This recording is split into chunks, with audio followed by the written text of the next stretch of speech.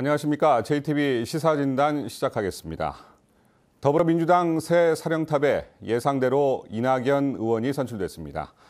이낙연 대표는 총리 시절부터 우리 지역의 현안을 잘 알고 있고 챙겨온 것으로 평가받으면서 지역의 기대감이 큰 게 사실입니다. 하지만 전북 정치권은 최고위원 도전에 실패하면서 지도부에 입성하지 못했습니다. 이러면서 중진 의원이 없는 전북 정치권의 현실을 보여줬다. 선거 과정에서 원팀 정신이 사라졌다는 비판도 나오고 있습니다. 그래서 오늘 시사 진단에서는 민주당 이낙연 체제 출범과 관련해 지역 현안을 어떻게 풀어갈 것인지, 그리고 약화된 전북 정치권의 위상을 어떻게 끌어올릴 수 있는 것인지에 대해 토론해 보도록 하겠습니다. 자, 오늘 토론을 위해서 세 분의 패널 나오셨습니다. 안녕하십니까? 안녕하십니까? 예. 자, 이제 모두에 말씀드렸습니다만 결과는 어대 낙. 어차피 대표는 이낙연으로 결정이 됐습니다. 자, 이제 총리 시절에 보여준 사이다 발언, 그리고 국회의원과 지방자치단체장으로서 보여준 국정 운영 능력, 여러 가지가 결합된 선거 결과로 이제 생각이 되는데요. 선거 결과에 대해서 어떻게 생각하시는지, 또 이낙연 체제 출범이 앞에 말씀드렸습니다만 전라북도에 어떤 영향을 미칠 것인지 좀 얘기를 좀 해주시겠습니까? 이낙연 대표께서 예상대로 당대표에 당선이 됐고요. 큰 변화의 기조는 없을 거라고 저희는 보고 있습니다. 다만 이제 이낙연 대표 체제가 되었는데 이낙연 대표께서 총리 시절부터 전라북도를 13번이나 방문했고요. 또 전라북도의 지역 현안 문제에 대해서 누구보다도 더 정확하게 인식하고 있고 또 잘 알고 있기 때문에 저는 코로나19가 좀 진정이 된다면 아무래도 여러 가지 우리 전라북도 지역 현안 해결에 청신호가 켜지지 않을까. 또 이제 같이 이제 국회의원 시절에도 보면 우리 전주와 전라북도에 대해서 애정이 많으세요. 처갓집이 이제 전주라는 걸 늘 이제 자랑삼아 말씀도 하시고, 그래서 이낙연 대표 체제에서 우리 전라북도 지역 현안 제반 문제에 대해서 잘 해결이 될 것으로 저희는 보고 있습니다. 60% 정도 지지를 얻으셨잖아요. 예. 그 정도는 예상을 하셨나요, 당내에서는? 그렇죠. 상당히 대세론이라고 그러잖아요. 예. 그래서 이낙연 대표 대세론이 이미 형성돼 있었고, 또 이제 상대 후보 진영에서 이렇다 할 또 이제 이슈가 특별히 많이 있지 않은 조건이고, 또 코로나 상황이었기 때문에 대세론이 큰 흔들림 없이 그게 그대로 결과가 나왔다 이렇게 보고 있습니다. 우리 교수님께서는 어떻게 보십니까? 이낙연 대표가 이제 당무를 시작하면서 9월 7일 날 있었던 이제 국회 교섭단체 대표 연설이 이제 우리에게 주는 메시지가 있지 않나 싶습니다. 연설에서 이제 우리 지역과 큰 관련성이 있다고 본다면 이제 한국판 뉴딜과 신산업 그리고 균형 발전, 재정립 이것에 관해서 강조를 했거든요. 그렇다면은 포스트 코로나 이후에 우리 전북 지역에 이런 한국판 뉴딜과 신산업, 균형 발전 이 문제가 결국 우리 전북에는 아주 큰 영향을 줄 수 있는 요 화두였다라고 생각하고요. 그 화두를 그러면 구체적으로 우리가 받아서 어떻게 갈 것인가 이 고민을 그 전부터 해왔지만 다시 좀 구체화시킬 필요가 있겠다는 생각입니다. 아마도 이제 김 의원님 말씀하신 같이 이제 전북에 대해서 애정이 있고 또 전북을 잘 알고 있는 분이기 때문에 이런 특히 그분은 저는 전남 출신이라는 데에서 더 깊은 의미를 갖고 있습니다. 둘 다 낙후 지역으로서 산업 생태계를 바꿔야 되고 균형 발전해야 되고 이 화두를 대표로서 꾸준히 다음 대선까지 끌고 갈 수 있었으면 좋겠다. 그런 면에서 이낙연 체제 속에서 우리 지역에 좀 더 과거보다는 긍정적일 수 있겠다 이런 생각합니다. 어쨌든 전북에 좀 우호적이라는 것은 대부분 다 동의하시는 것 같고요. 우리 처장님 보시기에는 어떻습니까? 그러니까 이낙연 체제 출범이 전라북도에 상당히 좋은 영향을 미칠 걸로 보시는 건가요? 저는 결론적으로 이제 전북이 하기 나름 아니냐. 어쨌든 지금의 중요한 국면은 어쨌든 코로나도 있지만 대선이라고 하는 국면에서 어쨌든 시험대에 올랐기 때문에 이게 이제 전북이 이낙연 대표 입장에서 봤을 때 집토끼 개념이 되면 특별할 게 없는 거고 그렇기 때문에 우리가 어떤 전국적 의제를 어떻게 풀어갈 거냐라고 하는 부분도 있지만 사실 이제 지역 현안이라고 하는 부분들은 예. 뭔가 이제 선의에 의해서 해결되는 문제는 아니다라고 하는 거죠. 그러니까 거기에는 경쟁도 있을 수 있고 이제 그러한 경쟁이랄지 이런 과정에서 과연 전북 정치권이나 전라북도가 얼마만큼 설득력 있는 어떤 내용으로 접근을 하느냐에 따라서 어떤 그 선택지가 넓어질 수는 있는 거고 그럴 때 아까 말씀하셨던 이낙연 대표가 전북에 가지는 우호적인 그러한 부분들이 발휘될 수 있을 것이다라고 하는 부분이고요. 그래서 오히려 저는 그동안 이제 지지부진했던 어떤 전북의 현안이라고 하는 부분들이 좀 더 이제 대선이라고 하는 국면 속에서의 어떤 정치권에서의 경쟁, 그 속에서의 어떤 전북 정치권의 어떤 지형이나 역할들이 어떻게 형성이 되고 또 거기에 대한 전략들이 준비되는가에 따라서 상당히 좀 탄력을 받을 수도 있고 그렇지 않으면 뭐 지금과 같은 어떤 상황들이 계속될 수도 있겠다. 그래서 결론은 어쨌든 우호적인 환경이다라고 하는 것보다 중요한 건 우리의 준비나 어떤 이런 부분들을 우리가 어떻게 선택지에 올려놓을 수 있는 그런 준비를 하고 있느냐라고 하는 게 좀 보다 크다고 생각을 합니다. 우리가 어떻게 만들어 나가느냐가 훨씬 더 중요하다는 말씀이시죠? 예, 그렇습니다. 그러니까 선택지로 올라가야 되는데 예. 선택지 자체에 올라가지 못하면 선택될 수도 없는 거고요. 그건 뭐 그 이낙연 대표라고 해서 그냥 끄집어 올릴 수 있는 건 아니다라고 하는 거죠. 그러니까 2012년 대선 과정에서 저희가 가장 중요했던 대목 중 하나가 기금운용본부를 예. 전라북도 이전시키겠다라고 하는 이제 그게 이제 사실 전북 국회의원들 사이에서는 가장 중요한 화두 중에 하나였는데요. 근데 핵심적인 것은 그 문재인 당시 민주당 대통령 후보의 공약에 그걸 집어넣었다는 거거든요. 그게 이제 민주당 쪽에서 문재인 후보가 당시에 공약을 발표하고 그러니까 당시에 이제 저쪽 당에서도 또 발표를 하고 그러다 보니 여야 합의된 공약안이 될 수 있었고 그게 이제 여야 원내대표 협상하는 과정에서 여야가 공통으로 걸었던 공약만큼은 우선 진행하자라고 하는 게 도출되면서 실제 기금운용부가 빠른 속도로 이제 저희 전북으로 이전하게 됐지 않습니까? 그런 선례를 보더라도 아까 우리 이상민 대표께서 말씀하신 것처럼 어떤 올리는 작업을 하는 게 좋겠고 그게 이제 전라북도의 우리 또 정치권이 함께 노력할 부분이다 이렇게 보고 있고요. 아까 말했던 그럴 때 이낙연 당 대표께서 우리 전라북도 지역 현안에 대한 그 중요성과 심각성을 잘 알고 있다는 거죠. 또 실질적으로 무엇이 있는지도 구체적으로 잘 인식하고 있기 때문에 저는 그런 부분이 잘 시너지 효과가 난다면 그 어느 때보다도 좋은 성과가 날 수 있지 않겠느냐라고 하는 기대감을 가지고 있습니다. 알겠습니다. 자, 이제 전북 정치권 얘기 한번 해볼까요? 이제 그러면 말씀하신 대로 좀 우호적인 당 대표가 선출이 됐습니다만 이제 그거 지금 하셨던 말씀인데 그것만 가지고는 전라북도 상황이 좀 만만치가 않다. 그래서 이제 10년 만에 좀 지도부 입성이 꼭 필요하다는 목소리가 나왔고 한병도 의원이 최고위원 출마를 했는데 이제 실패를 했습니다. 상당히 뭐 예상 외의 결과라고들 뭐 지역에서는 이렇게 평가를 하고 있던데요. 그래서 이제 전북 정치권이 존재감을 좀 잃을 수도 있다. 뭐 이런 우려감이 커지고 있는데 특히나 우리 이번 민주당 국회의원들이 3선 이상 중진 의원이 없는 상황 아니겠어요? 그래서 여당 내 소통 창구가 좀 사라지는 것 아니냐 뭐 이런 우려도 좀 있습니다. 이 부분에 대해서는 좀 어떻게 생각하십니까? 우리 한병도 의원께서 최고위원회에서 낙선했다고 하는 건 좀 충격이기도 하고요. 또 국회의원 한 사람으로서 상당히 죄송하다는 인사를 좀 드려야 될 것 같은데요. 다만 좀 그 한 발 더 나아가서 좀 구체적으로 그 경과를 살펴보면 한병도 의원이 얻은 표를 좀 나눠보면 실제 대의원 표에서는 3위를 했습니다. 그렇기 때문에 상당히 그 우수한 성적을 얻었다고 저는 보여지고요.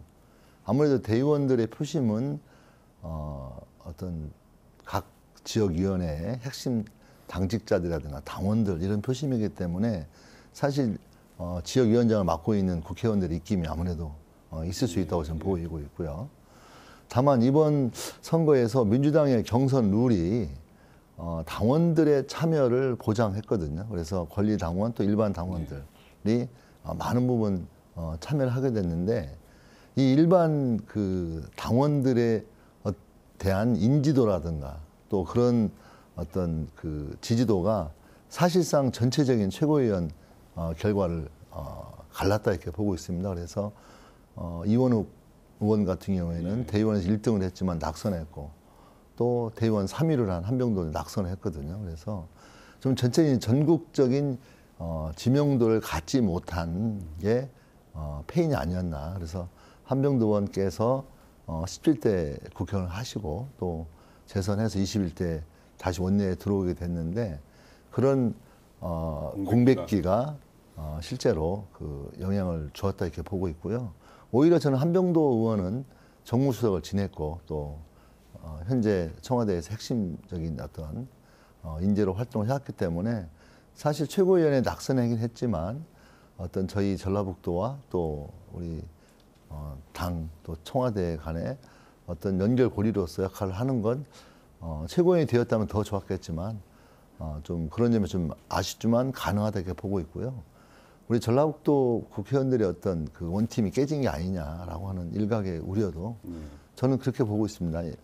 한병도 의원께서 대의원 표심에서도 많이 졌다면 그건 상당히 그런 우려를 가질 수 있는 점이 있겠지만 실제 대의원에서는 성적이 좋았거든요. 그렇다면 그런 것을 기준으로 볼 때에는 역시 현재도 우리 전라북도 국회의원들의 원팀 정치는 살아있다고 보는 게 바람직하고요. 다만 어쨌든 한병도 의원의 낙선을 통해서 전라북도 정치권이 과거에 비해서 상당히 그 약화되고 있고 그런 점에 대해서는 좀 우려스러울 만한 점이고 또 우리 전라북도 국회의원들이 좀 더 정신 차리고 활동을 해야 되는 게 아닌가 그런 생각을 많이 하게 되는 지점이 있다고 생각합니다. 위상이 약화되게 보이는 것만은 분명한 것 같아요. 제가 봤을 때. 좀 분발을 하셔야 될 것 같고요. 특히나 이상민 처장님 같은 경우는 이제 한병도 의원 지역구가 익산이다 보니까 어땠습니까? 분위기는 될 것이다 뭐 이렇지 않았습니까? 뭐 그 진행 과정에 제가 이제 몇몇 분 얘기를 들어봤는데 이제 뭐 쉽지는 않다 이런 얘기는 있었습니다. 근데 어쨌든 결과적으로 상당히 충격적인 건 사실인 거고요. 물론 이제 의원님께서 말씀하셨듯이 대의원 선거에서 3등을 했다는 게 가지는 어떤 이런 부분들이 의미는 있겠는데 결국에 그렇다고 한다면 지금 민주당이 지도부를 선출하는 방식이 어쨌든 국민 여론조사랄지 일반 당원 이렇게 지금 어쨌든 오픈이 되어 있는 상황이라서 향후에 어쨌든 지도부 선출에 어떤 도전을 한다고 한다면 거기에 걸맞는 어떤 준비, 그러니까 당심에 의존하는, 그러니까 어쨌든 그 친문의 중요한 그리고 청와대에 있었다라고 한 이런 이력 때문에 어떤 상당한 가능성을 점쳤었던 것이 실제 밑으로 내려가는 어떤 국민이나 당원, 일반 당원의 입장에 놓고 보면 그렇게 안 보인다라고 하는 겁니다. 그래서 정치권에서 바라보는 것과 실제 일반 당원이나 또는 국민의 입장에서의 어떤 지도부 이런 부분에 대한 이제 거기에 걸맞는 어떤 준비나 노력들이 앞으로 좀 전략이 좀 바뀌어야 되는 거 아니냐라고 하는 거고요. 근데 그럼에도 불구하고 어쨌든 죄송하다는 말씀을 하셨지만 어쨌든 그 출마하는 과정에 전라북도가 한 팀이 돼서 원팀이 돼서 뭔가 당선을 시키자 이렇게 했지만 결과는 어쨌든 결론적으로 참패라고 하는 거거든요. 그럼 여기에 따른 그러니까 나름의 역할을 안 했다는 게 아니라 그런 역할들이 아까 전략의 부재 또는 그런 원팀이라고 하는 부분에 대한 좀 더 뭔가 이 밀착되는 이제 그러한 부분들이 부족한 건 아닌지 이제 이 부분들이 향후에 어떤 이 전국에서의 어떤 전북 정치권의 활동 방식이랄지 대응력들을 현재와 같은 수준에서 하면 좀 어렵지 않냐라고 하는 부분들을 또 보여주는 건 아니냐. 그래서 이제 그런 부분에 있어서의 어쨌든 평가나 어떤 준비 뭐 이런 부분에 대한 노력들이 좀 있어야 되지 않을까 생각을 합니다. 아까 김 의원님이 이제 뭐 당원 말씀하셨습니다만 우리가 권리당원이 전국 3위 아닙니까? 숫자로 보면.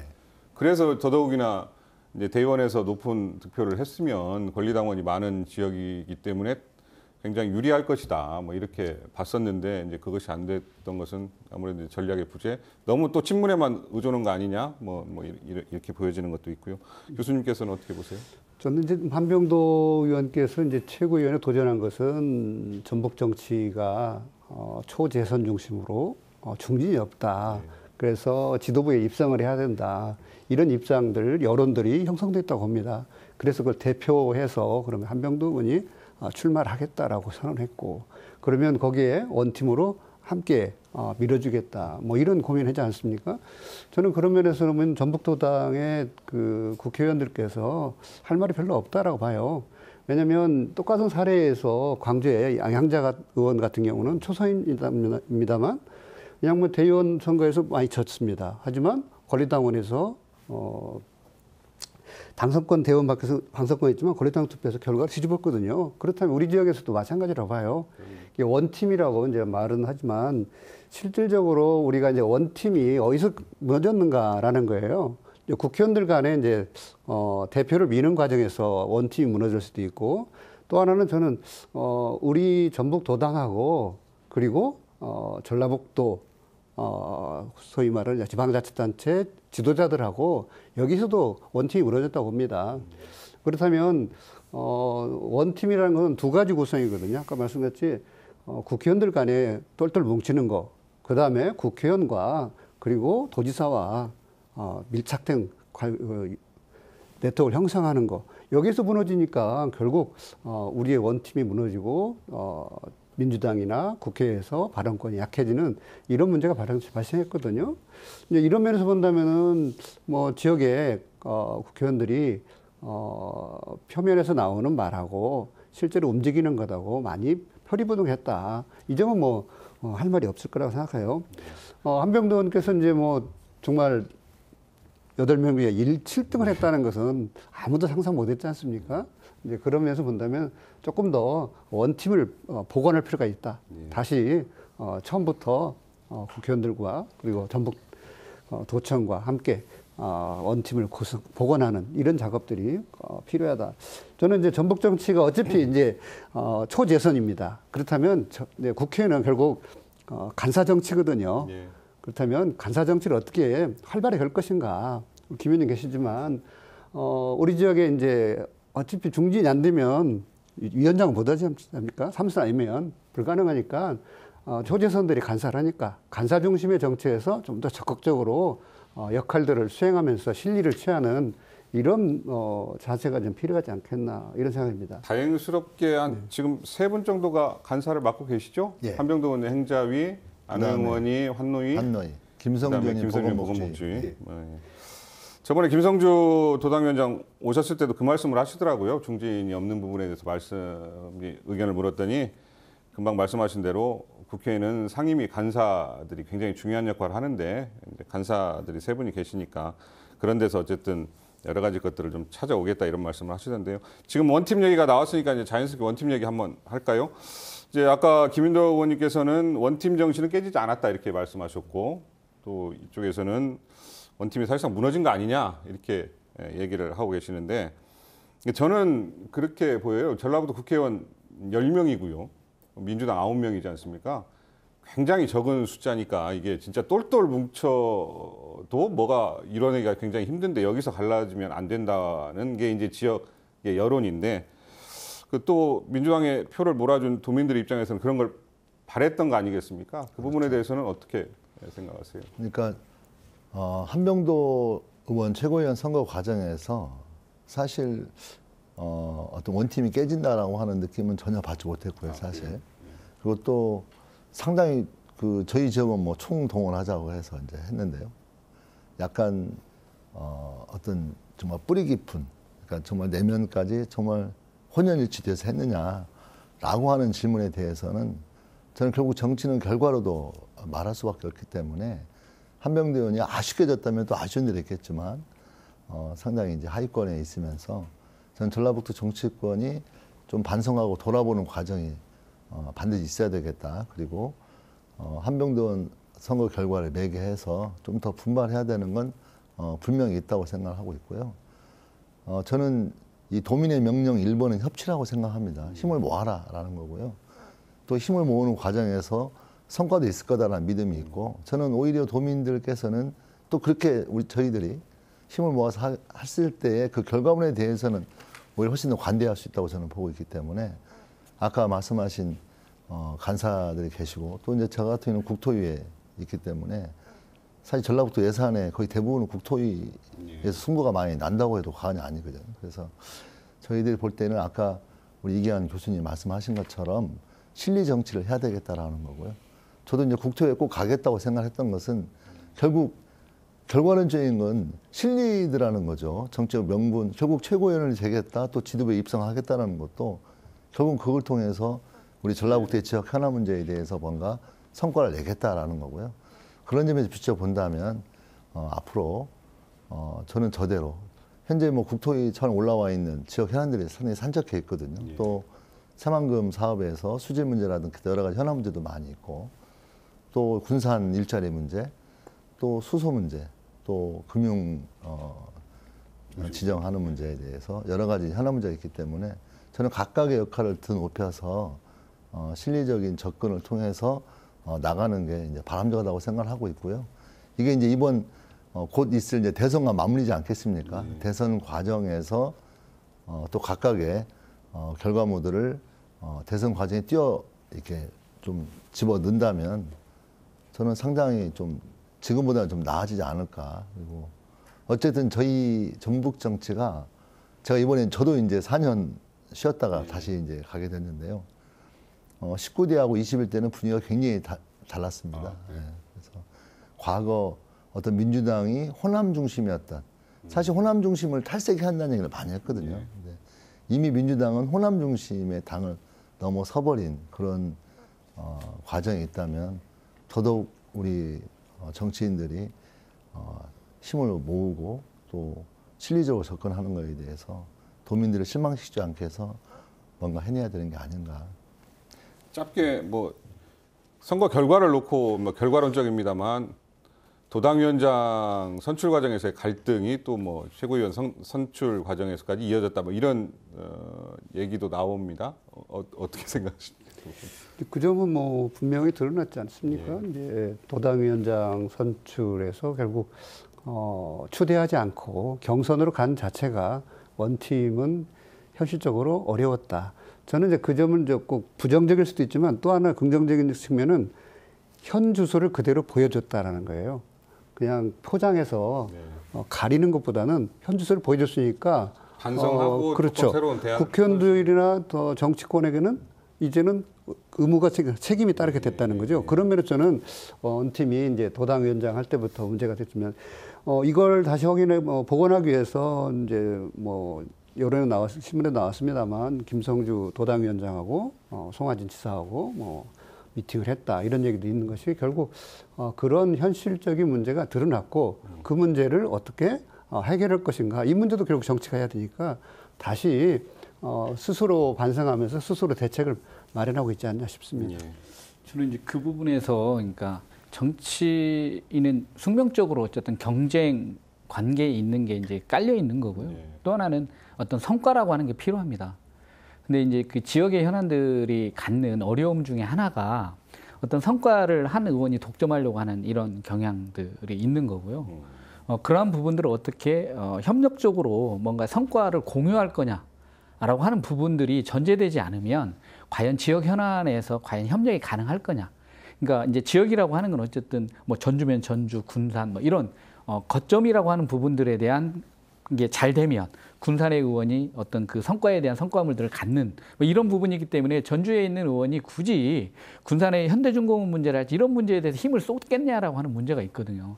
그렇다고 한다면 그런 부분에서 얼마만큼 그러니까 국회의원 내에서도 뭔가 이 팀처럼 뭐 이런 게 뭐 분반 뭐 이런 것처럼 팀처럼 구성을 해서 예를 들면 공공의대 문제는 몇몇 분들이 좀 팀을 짜서 좀 전략적으로 대응을 한다든지 뭔가 이제 이런 부분들이 됐을 때 결과적으로도 거기에 대한 성과가 어떤 한 분한테 가지 않고 성과가 나누어지는 거거든요. 이제 그러한 부분에 대한 조정이나 뭔가 이 활동 방식에 대한 것들이 정리되지 않으면 이 원팀이라고 하는 게 경쟁 관계에 있는 이 구도에서 과연 가능하냐라고 하는 문제를 근본적으로 다시 짚을 수밖에 없겠다라고 생각합니다. 지역구 현안이 우선이긴 합니다만 우리 전라북도 전체를 놓고 봐서 중요한 현안 같은 경우는 결국에는 아까 팀을 짜든지 아니면 전체가 다 맞습니다. 달라붙든지 뭐 이렇게 해야 되는.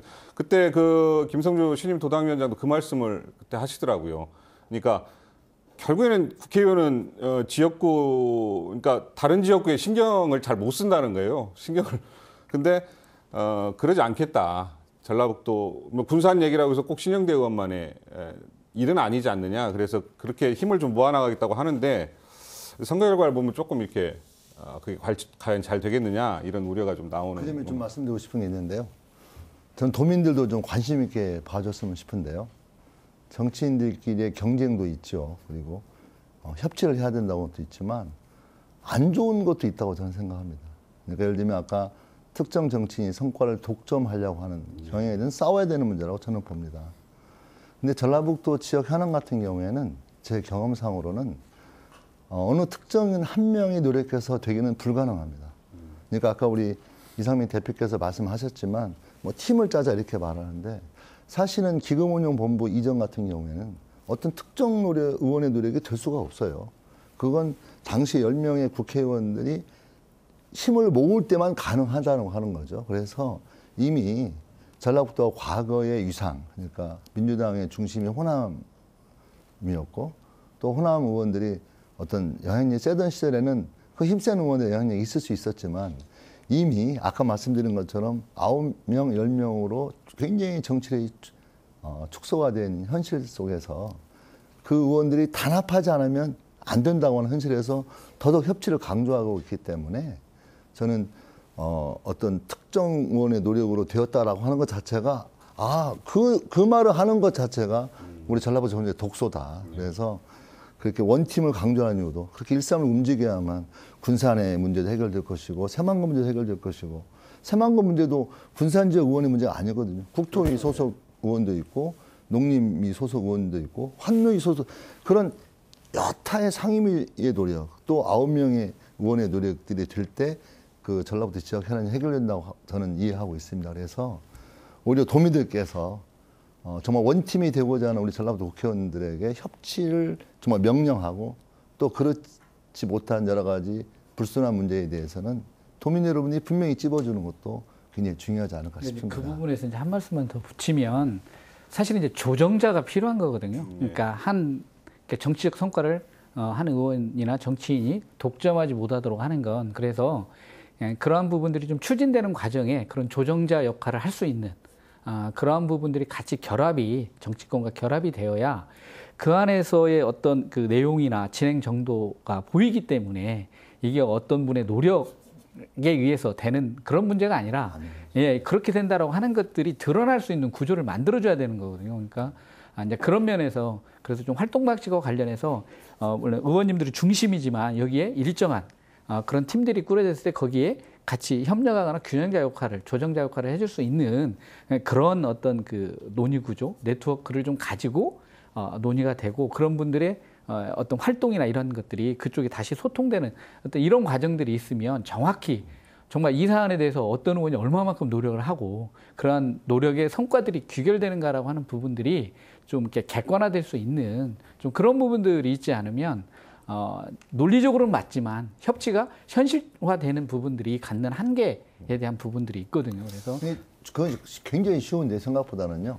아까 말했던 한병돈의 어떤 최고위원 도전 같은 경우에는 좀 사안이 다르지만 실제 아까 실리적 접근을 통한 어떤 전라북도 지역 현안 해결이다라고 하는 걸 굉장히 중요한 문제로 내세운다면 전라북도 지역 현안은 모든 게 전라북도로 올라오게 돼 있어요. 모든 예산은 바로 국회에서 등재되는 건 없습니다. 전라북도를 통해서 올라가거든요. 그랬을 때 전라북도 어떤 행정 또 전라북도 도지사와 그 거점으로 한 그런 어떤 유기적인 협력이 저는 아까 우리 교수님이 말씀하셨던 것처럼 어떤 실리적인 성과를 통한 어떤 해결이라고 했을 때에는 가장 정확한 방법이 아닐까 싶습니다. 어쨌든 지금 초재선 의원만 있다 보니까 뚜렷한 리더가 보이지 않는다. 뭐 이런 얘기도 나오지 않습니까?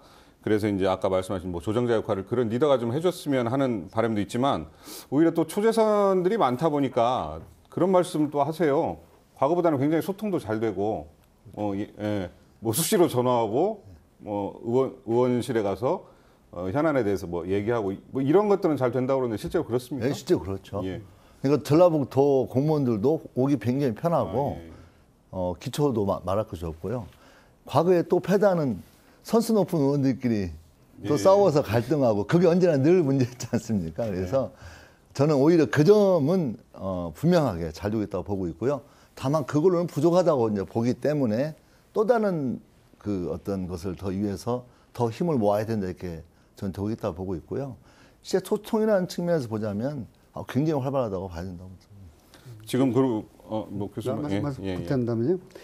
이제 아까 조정자 역할도 필요하다 이런 말씀이었는데 우리 국회의원 지금 10분이 계시지 않습니까? 각각 지역구 활동할 수밖에 없는 거고 그렇다면 이 10분의 지역구를 코디네이팅 할 수 있는 것은 어딘가 말씀하신 것 같이 결국 전라북도거든요.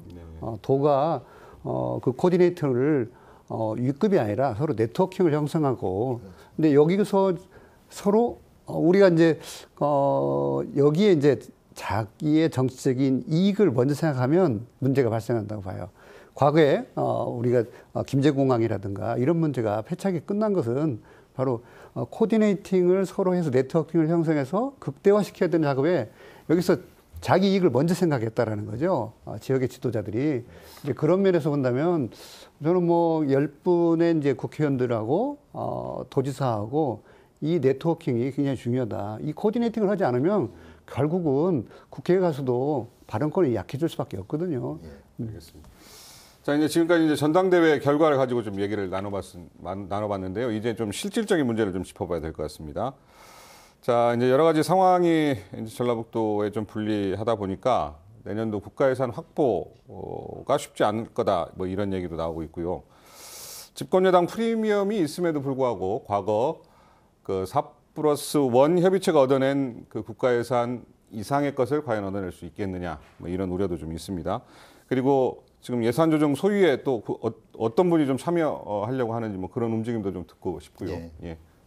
일단 그 내년 예산 문제에 대해서 오히려 가장 무서운 벽은 저는 코로나19라고 생각하고 있습니다. 그래서 코로나19 때문에 상당 부분 국가 재원이 어려워지고 있고 또 앞으로 더 어려워질 거라는 게 예상된다고 하는 현실이 저는 가장 무거운 문제라고 보고 있고요.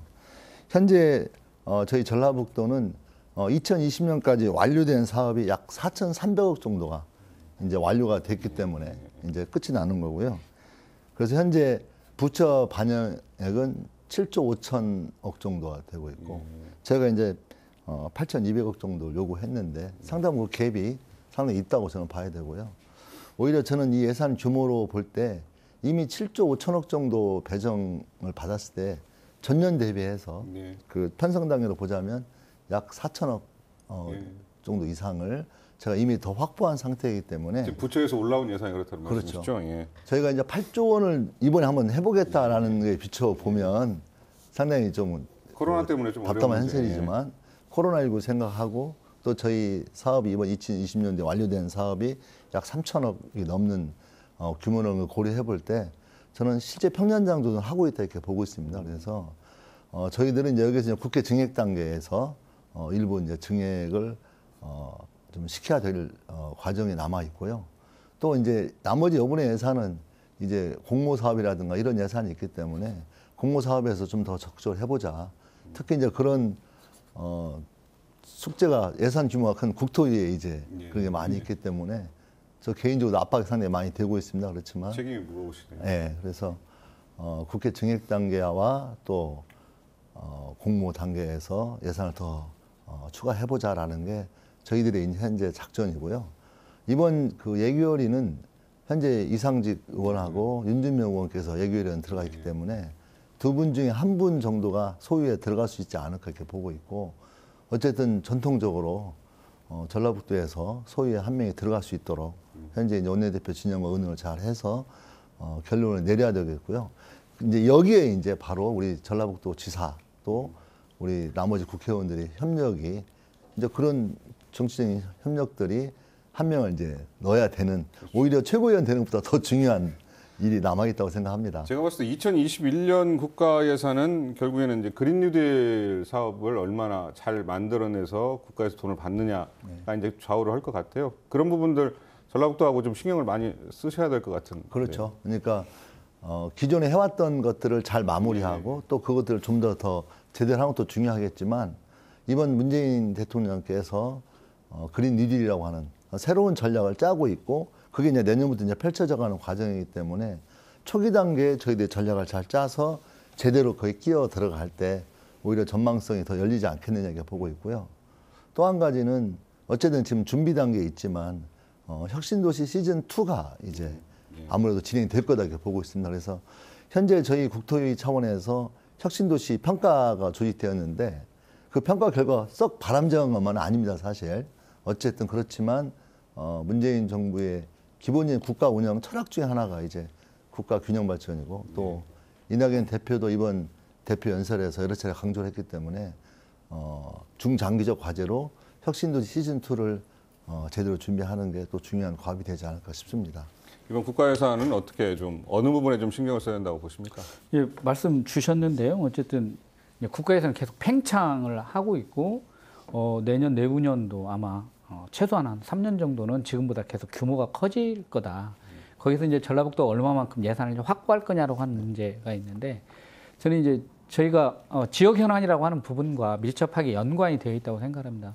뭐 뒤에서 좀 얘기가 되겠지만 현대중공업이랄지 이런 부분들도 계속 이 의제를 끌어가야 될 건지 아니면 지금 뭐 K 뉴딜이라고 해서 한국형 뉴딜 이게 어쨌든 새로운 어떤 기회나 과정으로 작동될 수 있다라고 한다면 어떤 그러한 부분들이 어떤 그 지역의 그런 보완 차원에서든 뭔가 중요한 어떤 그 경제의 어떤 체계랄지 뭐 이런 부분들에 대한 변화를 줄 수 있는 이제 그런 과정까지도 좀 검토를 해야 전략적으로 뭔가 그런 부분들에 좀 대응할 수 있지 않겠냐 이런 생각이 들고요.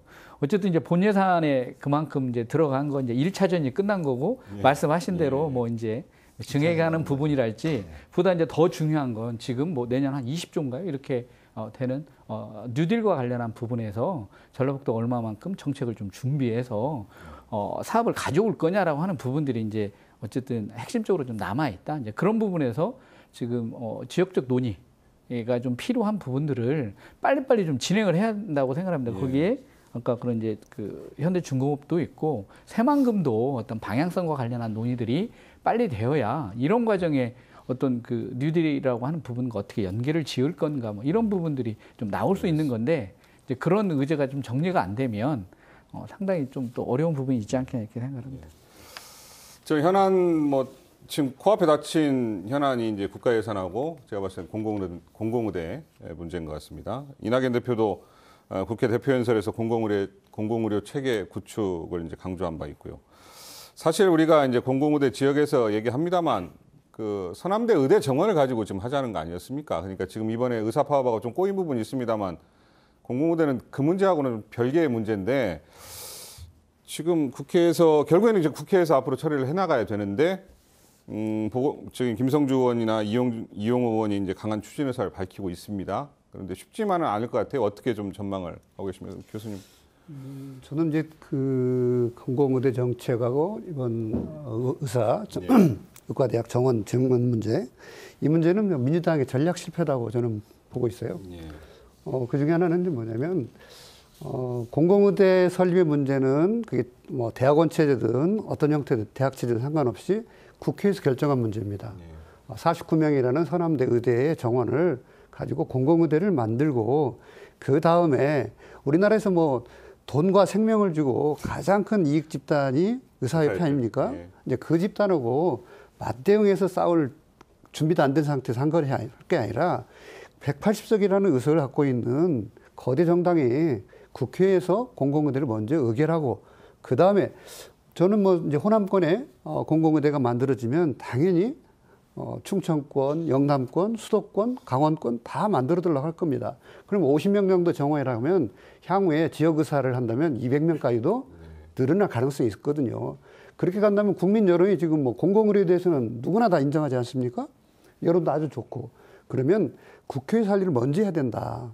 이 국회에서 할 일을 먼저 하지 않고 교육부 정원을 먼저 들고 왔기 때문에 전체적인 반발을 일으켜왔다. 이런 면에서 보면 저는 김성주 의원하고 이용호 의원님께서 공공의대 발의를 하고 있는데 이것을 먼저 의결하고 국회에서 의결하고 그 다음에 의사정원 문제는 차후에 논의를 하는 것이 현실적 방안 아닌가 싶습니다. 알겠습니다. 네. 저는 교수님 말씀에 대해서 저는 저희 민주당이 겸허히 수용해야 한다고 생각합니다. 그래서 저는 공공의대를 둘러싼 여러 가지 제반 문제에 대해서 좀 더 신중한 접근이 필요했었다 이렇게 보고 있고요. 그리고 더구나 코로나19가 있는 조건에서 저는 그런 문제가 터져서 또 국민들께 심려를 끼친 점에 대해서는 더더욱 반성해야 한다고 보고 있습니다. 다만 저는 이번 공공의대 문제의 핵심적인 의제 중 하나 서남대의 문제 아니겠습니까? 사실 그런 점에서 우리 전라북도 입장에 좀 억울한 측면도 있다고 저는 보여주고요. 그래서 어떤 의대 정원을 늘리는 것과 상관없이 이미 남원 지역의 공공의대 문제는 서남대 의대 정원을 기초로 하고 있기 때문에 현재 지금 논의되고 있는 거는 좀 구분되어서 좀 바라보는 게 절대 필요한 문제라고 보고 있고요. 그래서 좀 더 의사들과 협의해서 좀 더 좀 다양한 좀 의사들 요구는 단순히 정원을 줄이자 말자에만 국한되어 있는 문제가 아니기 때문에 의료 계획 전반을 좀 더 수정해 나가면서 진행하는 게 저는 바람직하다 이렇게 생각을 하고 있고요. 다만 이 남원의 공공의대 문제만큼은 좀 시급하게 분리해서 진행하는 것이 타당하지 않은가 이렇게 생각합니다. 뭐 어쨌든 이 과정에 공공의료에 대한 필요성이 크게 이제 공감을 얻었다라고 하는 건 큰 성과일 것 같고요.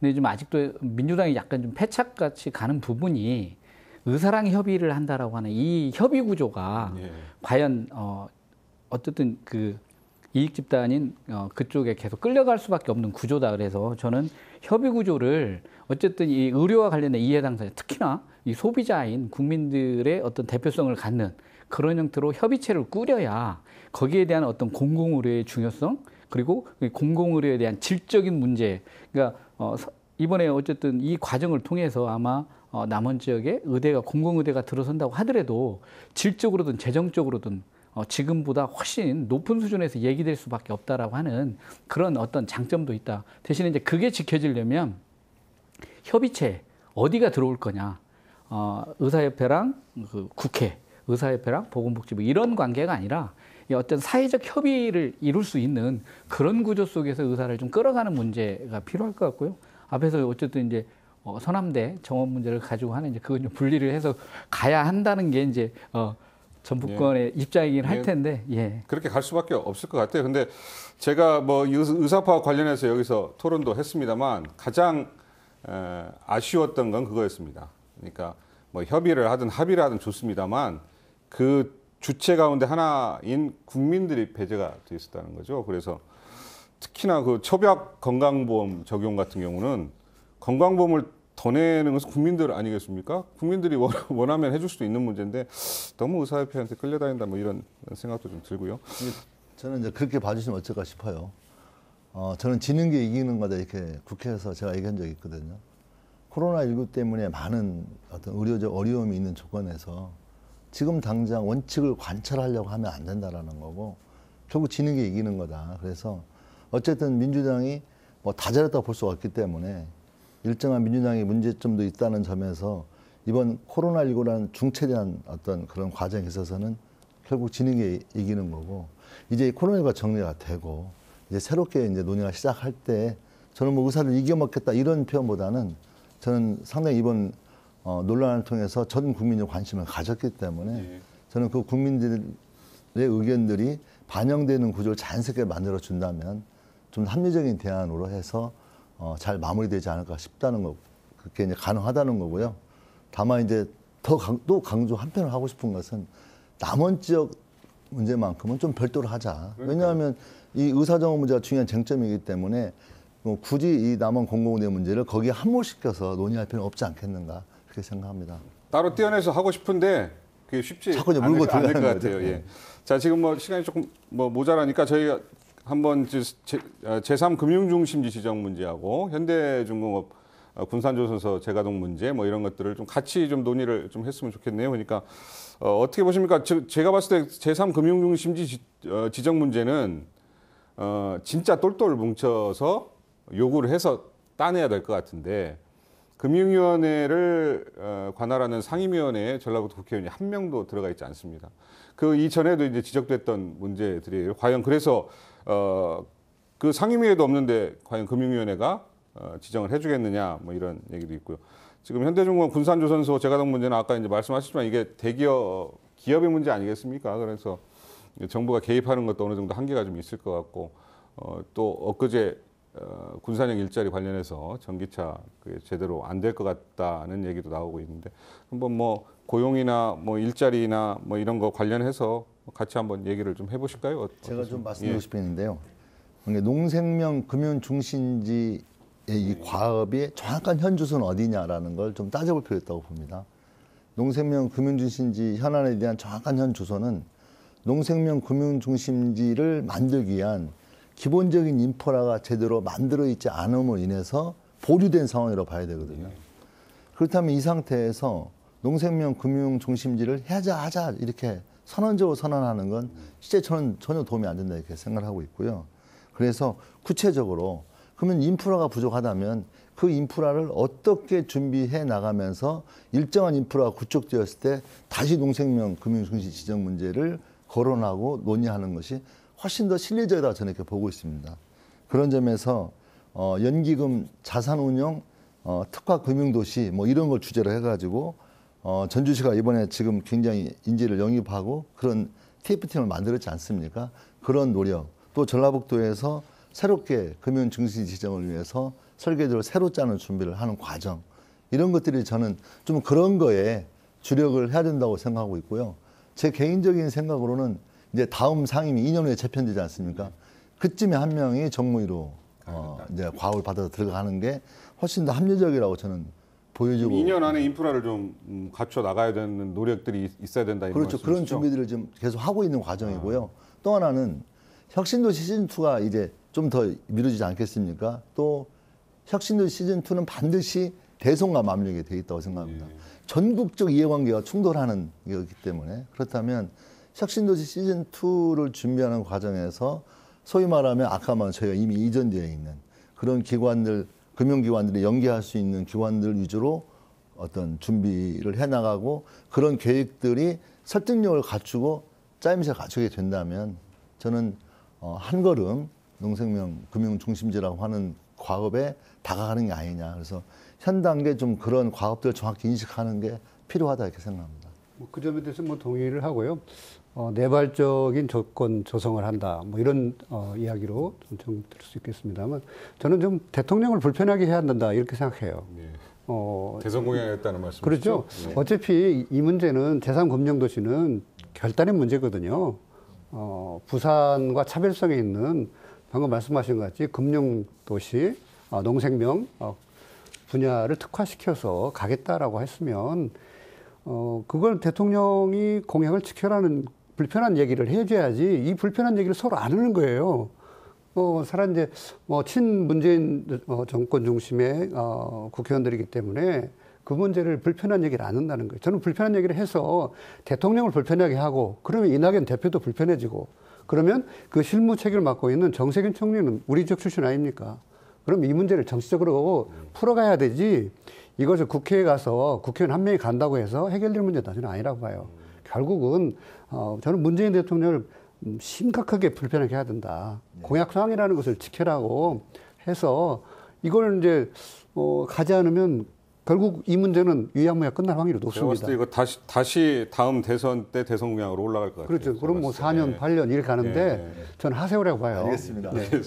아니 저는 아니, 그 좋은 말씀이세요. 그러니까 지금 금융중심지 괴로우십시오, 대통령. 관련해서 이제 어쨌든 금융위원회가 전혀 지금 생각이 없는 거잖아요. 예. 그쪽에서 나오는 이제 보고서랄지 뭐 이런 것들을 보면 어쨌든 서울, 부산을 좀 강화해야 한다 뭐 이런 거고 사실 여기가 이제 금융 중심지로 지정이 되어야 법에 의해서 어떤 인프라랄지 이런 부분들이 보다 효과적으로 깔리고 뭔가 이렇게 성장을 할 텐데 그래서 저는 이제 말씀하신 대로 이건 사실 정치적으로 좀 풀어야 한다. 그러니까 이제 어떤 논리의 문제는 뭐 그동안 뭐 그 공약사항이고 이런 부분들을 가지고 명분을 가지고 그렇게 해결하지 않으면 지금 금융위원회의 이런 어떤 보고 자료랄지 이런 걸 보면 뭐 단 일도 뭔가 여기를 지정하겠다는 생각이 없는 상황이라고 하는 겁니다. 그래서 차장님, 예. 이어서 좀 현대존수 얘기도 같이 좀 예. 해주시겠어요? 고용 문제. 그리고 이제 뭐 현대중공업 문제는 어쨌든 현 정부 들어서 계속 뭔가 대통령 공약 사항이기도 했고 아까 그 이낙연 대표가 뭐 지역을 몇 차례 방문해서 왔지 않습니까? 예, 그렇습니다. 그렇지만 이게 어쨌든 누구나 다 이해하고 있는 건 현대라고 하는 현대중공업의 기업적 이해관계라고 하는 게 1차적일 수밖에 없다라고 그렇죠. 하는 겁니다. 그래서 이게 정치적 해결의 한계의 지점들이 분명히 있다라고 하는 걸 우리가 어떻게 수용할 거냐라고 하는 부분도 있는 거고요. 이제 그런 부분에서 그리고 시간이 너무 많이 지나가지고 어떤 현대중공업 뭐 어떤 그 협력이랄지 뭐 이럴 수 있는 이 토대도 지금 너무 많이 약화가 되어 있는 거 아니냐. 그렇다고 한다면 어떤 그 새로운 어떤 비전과 전략, 그러니까 지역 경제라고 하는 차원에서 그걸 가지고 특히나 이번에 어쨌든 한국형 뉴딜과 관련한 그런 부분에서 특히나 이제 자, 그린 뉴딜, 좀 해야 예, 된다? 그러니까 그런 부분으로 물론 이제 그 현대중공업과 이해관계가 있는 분들한테는 좀 안타까운 문제지만 좀 계속 이렇게 끌고 갈 수 있는 데는 좀 한계가 있고 어떤 변곡점이 필요하다라고 하는 점에서 좀 진지하게 지역적 논의가 좀 필요한 것 같습니다. 의원님께서는 어떻게 생각하세요? 저는 일단 상당히 정치인 입장에서 굉장히 말씀드리기 어려운 정말 무거운 문제라고 생각하고 있고요. 그래서 현재 군산 중고차 수출 그 복합 단지 사업이 지금 기본적으로 이제 통과가 된 거 아닙니까?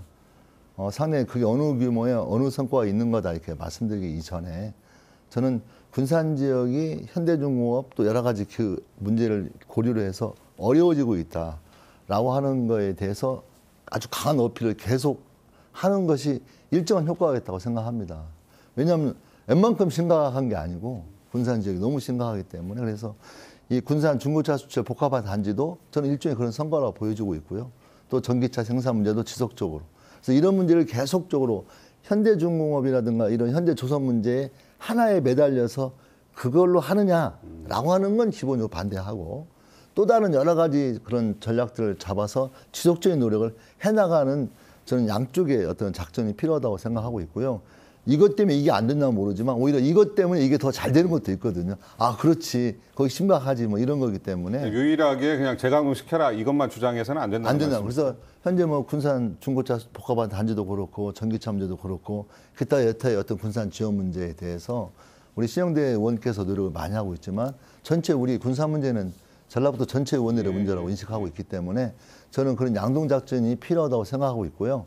다만 이제 아까 우리 이상민 대표께서 말씀하신 것처럼 저는 우리 내부적으로는 좀 그런 고민을 시작하고 또 누군가는 그런 물꼬를 좀 열어줘야 될 필요성이 있지 않을까 싶습니다. 그런데 신영대 의원이 그 후보 과정에서 어떻게 해서 이제 재가동시키겠다고 그렇게 막 공언을 하신 게 있어가지고 오히려 그게 발목을 잡지 않을까 그런 우려도 좀 드네요. 자, 이제 오늘 토론에 좀 많은 국회의원들을 모시고 여러 가지 얘기, 뭐 각오 이런 걸 좀 듣고 싶었습니다. 하지만 이제 본회의와 상임 일정 때문에 이제 김인덕 의원이 이제 사실상 대표로 참석하셨는데요. 자, 도민들이 우려하고 있는 전북 정치권의 원팀 정신의 부활, 또 지역 발전을 위한 국회의원으로서 이제 각오 좀 말씀해 주시고요. 다른 패널들께서는 이제 국회의원이나 전북 정치권에 대한 당부의 말씀을 해주시는 걸로 하고 토론을 좀 정리하도록 하겠습니다. 의원님께서 먼저 해주시죠. 예, 코로나19 때문에 많은 국민들이 정말 어려움에 처해 있습니다. 그래서 우리 정치권이 더 많은 노력을 해서 정말 잘 이 위기를 극복할 수 있도록 하겠다는 말씀을 올리고요. 또 우리 민주당의 이낙연 대표 체제가 들어섰습니다. 이낙연 대표 체제 속에서 우리 민주당이 다른 그 무엇보다도 우리 전라북도 지역 현안에 대해서 정말 능동적으로 대처해 나가고 또 문재인 정부가 추구하고 있는 그런 그린 뉴딜에 적극적으로 부합하는 새로운 비전들을 세워내서 보다 더 발전하는 또 우리 지역사회에 희망을 주는 그런 노력을 하겠다는 말씀 올리고요. 전라북도 정치인들의 원팀 정신 더 겸손한 마음으로 더 함께 노력하겠다는 그런 말씀 올리겠습니다. 교수님. 저는 우리 지역 국회의원들께서 이제 새로 이낙연 체제 속에서 정어리의 지혜를 좀 배웠으면 좋겠다는 생각입니다. 약하지만 작지만 함께 모여서 큰 결사체를 형성하는 이런 지혜거든요. 그렇다면 우리 9명, 10명 국회의원들이 좀 더 강하게 하나의 팀으로 뭉쳐서 전북의 화두를 두고는 서로 화합할 수 있고 각자의 지역에서는 흩어져서 자신의 일을 챙길 수 있는 이런 모습들이 좀 우리 도민들에게 줘야 도민들이 좀 더 안정감을 가질 수 있다고 생각합니다. 좀 더 열심히 해주길 바라겠습니다. 예, 소장님. 예, 이번 뭐 도당위원장 선거가 박빙이었다고 들었습니다. 51대 49. 그건 저는 뭐 경쟁이라고 보면 갈등이라고 볼 수 있지만 어쨌든 그런 만큼 이렇게 새로 도당위원장이 된 김성주 의원께서는 그만큼의 책임이라고 하는 부분들이 있는 거고 앞에서 말씀하신 그런 원팀이라고 하는 부분들은 그런 도당위원장의 리더십 그리고 전라북도 역할에 의해서 그러한 정치권 또 그리고 전라북도의 노력들이 그런 노력한 만큼의 어떤 정치인들에게 성과로 귀결될 수 있는 그러한 부분들을 어떻게 만드냐라고 하는 부분일 것 같고요. 마지막으로 어쨌든 한병도 의원의 이런 부분이 21대 어떤 시작 지점에 있었습니다. 그래서 이게 좀 큰 어떤 반성의 지점이 되어서 어쨌든 도민들이 바라는 그러한 부분으로 어쨌든 전라북도 정치권의 역할들이 좀 만들어질 수 있도록 노력해 주셨으면 고맙겠습니다. 알겠습니다. 자, 지난 총선에서 집권 여당인 민주당에 도민들이 표를 몰아준 이유는 분명합니다. 비록 적은 숫자지만 똘똘 뭉쳐서 지역 발전을 꼭 이뤄내라는 명령입니다. 그 준엄한 명령이 잘 수행되고 있는지 체감하는 도민들은 아직 많지 않은 것 같습니다. 이제 국회 시간입니다. 내년도 국가예산 확보는 전부 국회의원들의 역량을 판단해 볼 수 있는 시험대입니다. 또 공공의대 설립, 금융중심지 지정 등도 정부가 아닌 국회의 몫으로 남아 있습니다. 지역균형 발전이라는 대명제 아래 수십 년간 이어진 낙후와 소외의 서름을 털어낼 수 있도록 당당하게 전북 몫을 찾아오는 정치권의 결기 있는 모습 기대해 보겠습니다. 자, 오늘 토론 마치겠습니다. 참석해 주신 패널들께 감사드립니다. 저는 다음 주에 뵙겠습니다. 고맙습니다.